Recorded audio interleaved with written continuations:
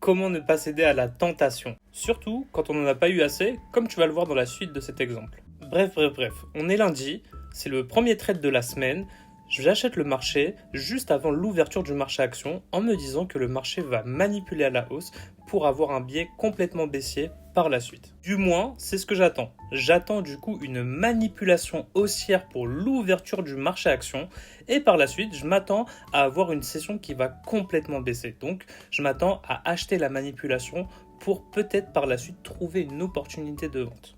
Et donc tu l'auras compris, je m'attends à avoir une distribution baissière après la manipulation haussière.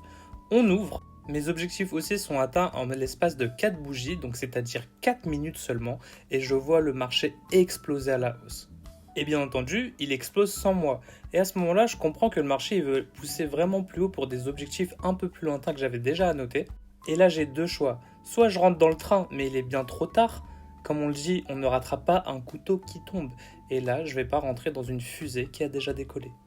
Et c'est dans ce genre de moment-là où il faut connaître sa psychologie. Il faut être ancré, il faut être solide sur ses appuis. Savoir se lever, se déplacer de l'écran et se parler positivement.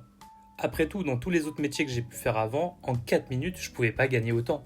Et oui, je te l'accorde, sur ce trade, j'aurais pu gagner 3 ou 4 fois plus que ce que j'ai gagné.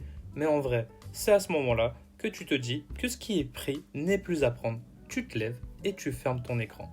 Et psst, faudra revenir pour journaler ton trade. Ça fait partie du travail aussi. Et à ce moment-là, tu seras très fier. Si t'aimes mon travail et ce genre de contenu, écoute, la bonne nouvelle c'est que t'as un pouce et grâce à ton pouce, tu peux appuyer sur le pouce bleu. Ça aide grandement le référencement de mon travail. Et si dans ton entourage ça peut aider quelqu'un ou quelqu'une, n'hésite pas à lui partager. Merci la communauté internet, c'était Yes Indeed pour l'art du trading. Prends soin de toi, on se voit au prochain épisode.